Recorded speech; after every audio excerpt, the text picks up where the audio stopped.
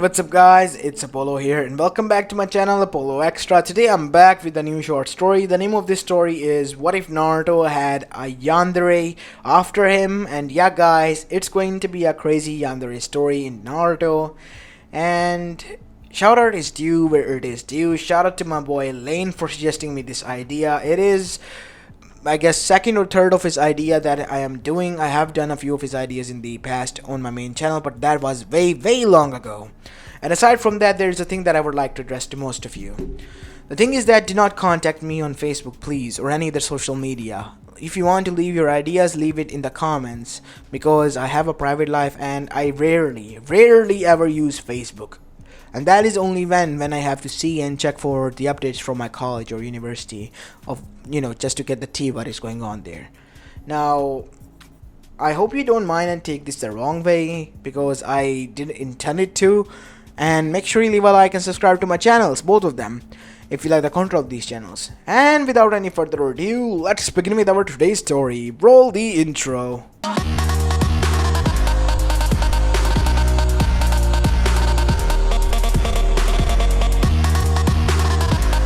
Our story begins many years after the Kyuubi attack in Konohagakure no Sato. Many years have been passed since the village attack, but that is not where our story originally begins. It begins with the thoughts of a woman. As now we hear her thoughts. It's addictive. How much he smiles. It's intoxicating. I love to watch over him when he sleeps too. It's quite cute. I don't know how this happened. Why this happened, but I'm grateful it did. I found another beacon of light, hope, in this darkness and greed-rid world. It all began when my husband died, and shortly after I was informed of the unfortunate news that my parents were killed by the bandits group from which they were traveling back to the village, and in the midst they did so. And due to the trauma, I heard another unfortunate news from the doctors that my unborn child also died. I was depressed, so close to committing suicide that no matter how much even my students tried, I just couldn't gain hope. But that's when he entered my life.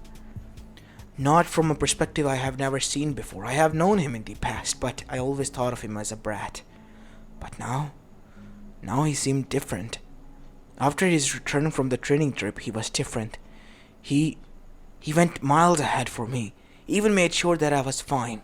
Even if he couldn't cook, he decided to cook for us. Even spent at night to make sure that I was okay and not up to kill myself. As if he could read me. But then I understood. He has gone through the same situation. But he was able to live through it and had a smile on his face now. I wish I could be that strong. And I was now, because he gave me the strength.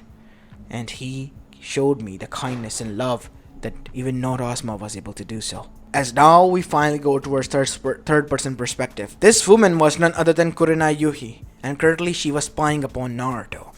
Naruto, who was chatting with his friends, and a girl was looking at him with the same eyes that she was.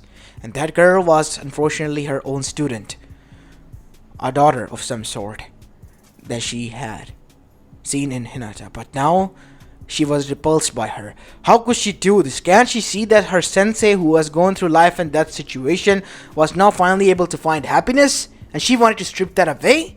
No. Kurenai wouldn't allow that to happen. And nobody would understand. Not even that old woman Kage. She also had eyes for him. Everyone has. She gotta get rid of them. Or better yet, take Naruto with her to somewhere safe. And it all began after that. And that is when she decided to do so. And now we see, in the nighttime, Naruto was sleeping in his apartment. As suddenly, his eyes widened. Before he could do or move, he was knocked out unconscious. And only voice he could heard was a giggle. And now we see him sitting up, tied to a chair. Even his feet and hands. And he decided to use chakra to free himself, but he couldn't. Now he understood there were chakra suppressor placed on him. What? Where is this? Who are you? Naruto said. Because, to be honest, this was creepy and he was scared. He couldn't even hear the fox now, or would otherwise fox would have been rambling at this situation, or roasting him. You don't have to worry about anything. You are safe now, my beloved. We are away from their gazes. You would live here with me, wouldn't you? After all, you were the one who saved me when I needed saving the most. It is up to me to save you. From who? From those who wants to take you away from me. Okay? Who are you? That is quite funny. I hope you didn't forget about me. As the lights finally came on in the room, as Naruto was shocked to see who it was. Kurenai sensei? Nice to see you here. Please help me out. Someone tied me here. A nice prank, by the way. No, it was me who did this, Naruto. But why? You see, you silly goose, you were the one who I was talking about. You saved me. You was there for me when I needed you the most. I was only doing this because you would have done the same to me. I couldn't allow another person to go that path where I went and came back from. Somebody pulled me in the past, and I was only returning the favor by doing the same to you. So you mean you don't love me then? She said with a raised eyebrow and a frown. No, not like that, I'm sorry. Naruto, before he could do anything, was punched on the face, his eyes widened. As he looked up to see that her eyes, which were red, were completely different, filled with rage and hatred. You will change your mind, or I will make you. As she tried to use genjutsu, but because of the QB, Naruto was able to break through each and every one of them. Sometimes for days he would stay into it because of the chakra suppressors, but they were getting immune, and Naruto was breaking through out of them all. She was trying her best to break Naruto, and she knew Naruto will break sooner or later. All now she had to do was wait. But there was the other thing on her hand. Those hussies. That Bussy Kage and her student. They were now beginning to look. Even that Banshee Sakura was. And it was getting way out of hand. Why does her beloved have to go and do their bidding? One wanted to find her beloved Sasuke. Why can't she do this on her own, while other needed him for self-assistance and support, such as Tsunade, and it was pretty much a life support situation for Hinata. Pathetic. If you are a woman, you need to protect your man, even if it means going against his will. No, it was for his own safety. Naruto had a habit of putting himself in dangerous situations. That is why she was doing this. She was protecting him, and she would do this in the future as well, again and again and again, if it needed ever come to a rise to that. As now we see, Naruto finally was able to make contact with the QB. After 2 months of disappearance, and everyone was set out to find him, Naruto was able to break free and let out a huge chakra wave that was enough able to, well, get towards Hokage office as Kurenai snarled, "Damn it!" And she then smirked. She then unleashed huge amount of chakra suppressors to suppress the chakra within her room. Naruto would feel dizzy and even weak to the point that he could die, but that was only for a few seconds, and it was a punishment of sorts to him, because he wanted to leave their beloved nest, where he was supposed to be forever. As now we see, on the other side, Tsunade, when she got a wind of the chakra, she was already on high alert, and everyone was sent out, even her. As no matter how high and low they searched, they couldn't find the trace and the signature back to it. It was that much short of a chakra burst. As that is when another person was added to the picture, and that person was none other than Jiraiya. Turns out that he was able to survive the attack and was even put into the care by none other than the Toads after retrieving his as the thought corpse, which surprisingly enough wasn't. Now she hoped that he would have died, and after he heard the situation of what was going on, he too went on his way to search for him, high and low, with his chakra spy network, and it was now getting way too much intense. She needed to leave this place with her beloved, and that is what he was going to do now. But before she could do so, she needed to find a way to neutralize that threat of Jiraiya and his, well, quote-unquote spy network, which could be a hindrance wherever she went, meaning she cannot escape. But that is when she decided to have a grand plan. That was to kill the bitches and become the Kage herself, to stop everyone. As now we see, Kurenai went towards Hyuga compound to see Hinata was crying in her room. Hinata, she said in a calm tone. Why? Why would you go through this? Sensei, he's missing for almost 6 months now. What if the Akatsuki got to him? Jiraiya-sama said that he isn't caught by them.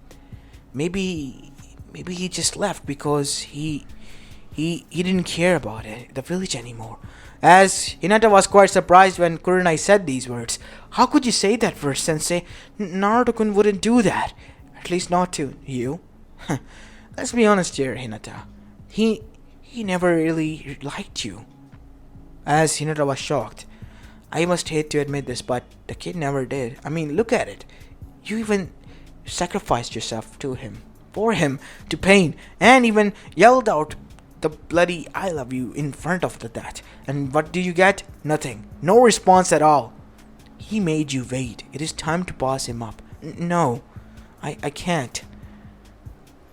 As Kurenai then said, you need to understand, in a rage-filled voice that even scared Hinata. You need to understand, she said after some calm tone. Naruto is careless idiot. He won't amount to anything. You're worth way much more than him. You should leave him and settle down with someone else like Kiba or even Shino. I can't decide for myself, Sensei, and you can leave now. I'd rather be alone at the time. Alright. I apologize for, well, if any harsh words of mine left my mouth, but I was only thinking about you in mind. Enough, Sensei, please. As after Kurenai left, we see that Hinata had a frown on her face, and she noticed that something was off about Kurenai Sensei. So much that she discussed with Kiba and Shino first, and then towards Sakura and, well, Tsunade. Tsunade also got the wind of it because whenever she was speaking or talking to the Jonins, she was looking at him with a cold stare that could kill anyone, like she was her enemy. So she decided to investigate, and lo and behold, what they found when she was away on a mission? Naruto. Naruto was rescued and placed in an intensive care unit, and Naruto was changed by a Henji of Kakashi Hatake, and placed there with the drawn fake seals, which were chakra boosters and neutralizers for those of chakra suppressors. And once Kurenai returned, she then said, "Today's the day when I will give you my first beloved. I was finally able to convince a doctor who was able to seal my hyme. And now, you and I are gonna connect and be one." And Naruto, in front of her, then began to smirk and changed into Kakashi. And she was shocked. What? As instantly her door bursted open, and in came her own students and everyone. Kurenai Yuhi, you are under arrest for kidnapping as well as lying. You are hereby removed from the shinobi holster and deemed unfit. And not only that, you are to be sent to mental ward in the Yamanaka district, forever to remain there until you show signs of recovery. As now we see, she was taken there. For the first few months, Naruto recovered while she screamed in agony that she needed to get out. Her beloved was in danger. Others might take her beloved away, but nobody listened. And after a few years passed, when Kakashi was now in charge and Naruto, her beloved, became a hero throughout the whole world, she became silent. Her eyes told the other story though. Ino knew. And finally, when Naruto and Hinata married and had even children and was even named the Kage, meaning after 13 to 14 years later, she stood outside of Yamanaka clan compound, freed because she was cured. As she finally arrived home, as her eyes, which were simple, then opened to reveal hearts in them. No matter how much far ahead you go and not you become beloved, you're still mine.